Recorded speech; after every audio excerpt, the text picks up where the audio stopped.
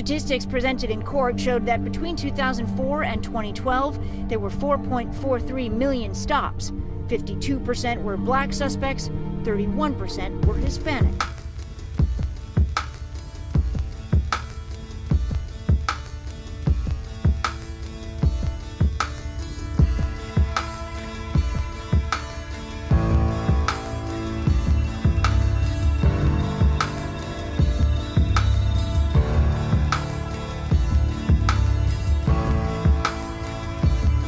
Stop and frisk would be madness. Just look at Chicago.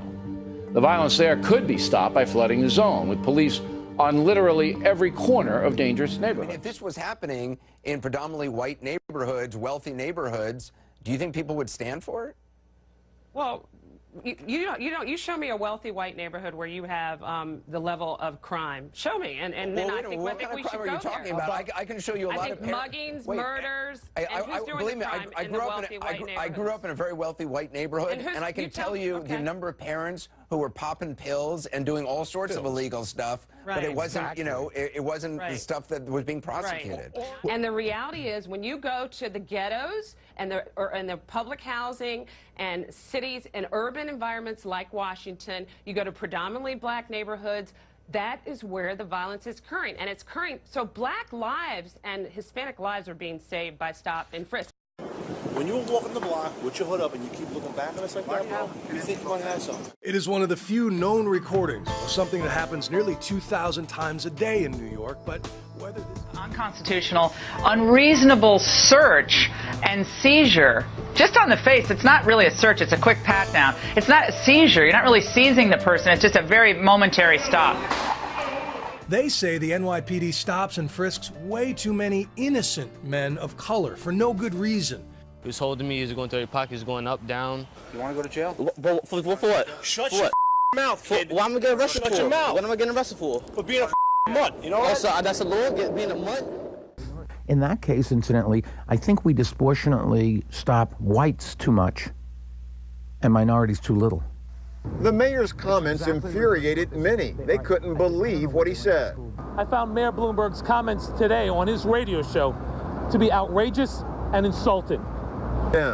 Outrageous. Really unbelievably out of touch and insensitive. This mayor, it's almost like he can't take the fact that things aren't going his way anymore. Manning, a sophomore at Mathematics, Civics, and Sciences Charter School, just got off the subway with about a dozen teammates in uniform on their way to play a high school basketball game.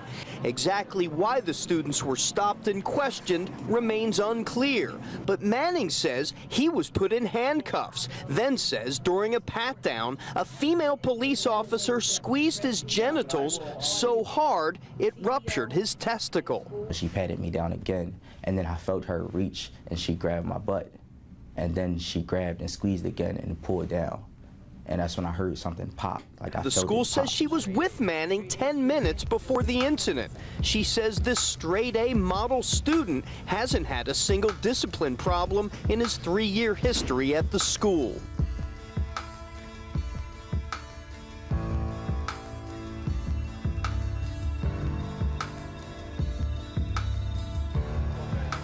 Silently, they walked by the thousands down Fifth Avenue on Sunday. New Yorkers of all ages, creeds, and colors walked in a silent march together to protest what they call inappropriate, unconstitutional treatment by the NYPD.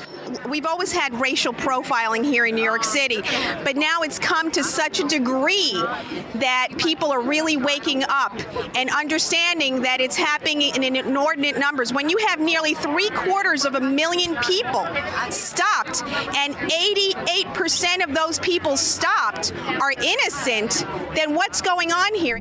Today, a federal judge called the NYPD's policy of stop, question, and frisk unconstitutional. The judge says the city adopted a policy of indirect racial profiling.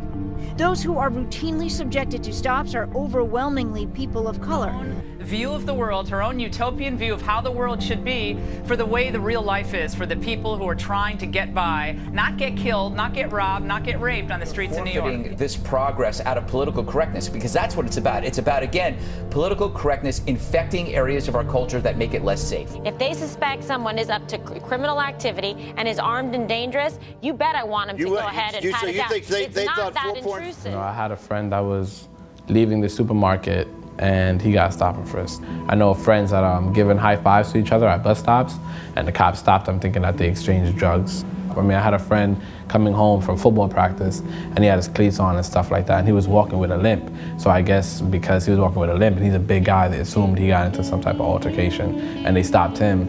I mean, so it's just, the list goes on and on. This is what really made me realize this is not a going to school problem. This is a neighborhood problem. This is you're a young African-American male problem. This is you're from East Flatbush. If it happens to you once, you probably won't get it. If it happens to you under a random circumstance, you won't get it. But you have to understand that there's people that have been stopped over 10 times.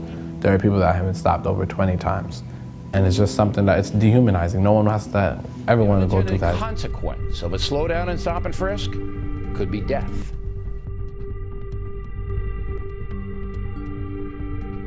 And what this judge said today, by the way, it was not that stop and frisk is unconstitutional at all. She actually said, I'm not calling for an end to stop and frisk. I would suggest that people who don't have to experience stop and frisk find it very convenient and comfortable to say that it's no big deal. We're not talking about throwing out stop and frisk. We need that. But we need to make sure that we do it in a way where we don't wind up losing that.